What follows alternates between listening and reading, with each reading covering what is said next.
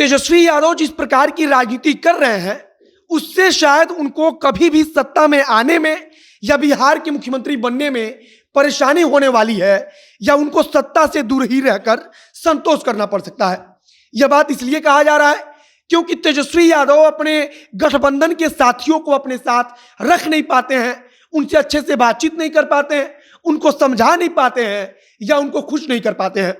अब CPI ML ने जब आवाज उठाया है तब कांग्रेस पार्टी के जो विधायक हैं शकील अहमद खान, उनकी तरफ से कहा गया है कि राष्ट्रीय जनता दल को भविष्य में इसका खामियाजा उठाना पड़ेगा, तेजस्वी यादव को इसका जवाब देना पड़ेगा कि एमएलसी के चुनाव में भी अपने गठबंधन के साथियों से उन्होंने किसी प्रकार की कोई बातचीत नहीं की। और इसके पहले हम सब जानते हैं कि जब कुशेश्वर स्थान और तारापुर का विधानसभा का उपचुनाव हुआ था तब भी कांग्रेस पार्टी से बातचीत नहीं की गई थी और उस समय कांग्रेस पार्टी ने राष्ट्रीय जनता दल के खिलाफ ही अपना उम्मीदवार भी उतार दिया था।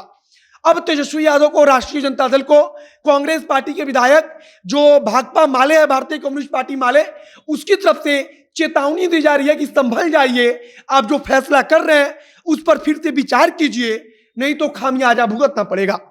बाकी नमस्कार, मेरा नाम है मोहित कुमार सिंह और आप जनता जंक्शन देख रहे हैं। सबसे पहले समझिए कि राष्ट्रीय जनता दल ने 3 विधान परिषद के उम्मीदवारों का उनके नाम का ऐलान कर दिया और उसके बाद मुन्नी रजक के नाम का ऐलान करके राष्ट्रीय जनता दल के तमाम नेता अपना पीठ थपथपा रहे थे कि हम गरीबों की पार्टी हैं, हम मुन्नी रजक को विधान परिषद में भेज रहे हैं। लेकिन उन्हीं के गठबंधन के साथ ही भारतीय कम्युनिस्ट पार्टी माले को दिक्कत हो गई। दिक्कत इस बात की हुई कि राष्ट्रीय जनता दल ने बिना बातचीत किए तीनों सीट पर उम्मीदवार का ऐलान कैसे कर दिया, बल्कि सीपीआई एमएल यानी कि भाकपा माले चाहती थी कि तेजस्वी यादव से बातचीत चल रही है, लालू प्रसाद यादव से बातचीत चल रही है, तो कम से कम एक सीट उनकी झोली में डाला जाए और एक सीट भाकपा माले को दिया जाए,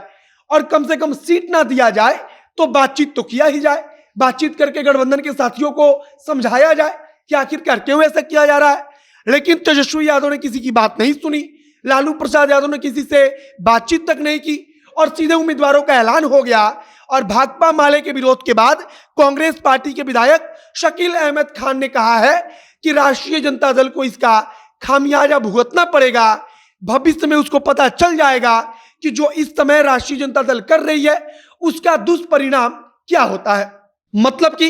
कांग्रेस पार्टी और भारतीय कम्युनिस्ट पार्टी माले के अब जो तमाम नेता हैं वो खुलकर राष्ट्रीय जनता दल का विरोध कर रहे हैं, तेजस्वी यादव का विरोध कर रहे हैं। और कहीं ना कहीं अगर बिहार में सत्ता में आना है, राजनीति करनी है, तो नेता प्रतिपक्ष तेजस्वी यादव को गठबंधन के बारे में गंभीरता से विचार करना होगा कि कैसे किसी गठबंधन को बनाया जाए तो उसे बनाकर रखा जाए, गठबंधन के साथियों को नाराज ना किया जाए। और हम सब ने देखा कि कुशेश्वर स्थान तारापुर में लड़ाई जैसी कोई बात थी ही नहीं, वो उसमें से एक सीट कांग्रेस पार्टी की थी और राष्ट्रीय जनता दल को एक सीट कांग्रेस पार्टी को देनी चाहिए थी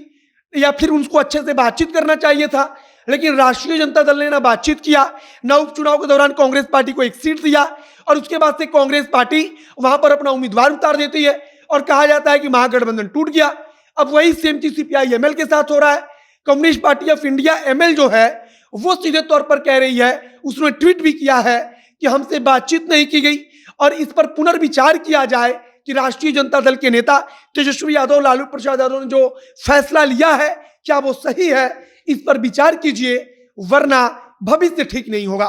कांग्रेस पार्टी के विधायक इसी बात को कहते हैं कि खामियाजा भुगतने के लिए तैयार रहिए और खामियाजा का सीधा सा मतलब है कि कांग्रेस पार्टी, सीपीआई एमएल जो गठबंधन के साथी हैं, अगर वो विरोध करेंगे तेजस्वी यादव का, तब आगे भविष्य में मुख्यमंत्री बनना आसान नहीं होगा। तेजस्वी यादव को फिर से विपक्ष में बैठकर संतोष करना पड़ सकता है, तेजस्वी यादव को सत्ता से दूर ही रहना पड़ सकता है।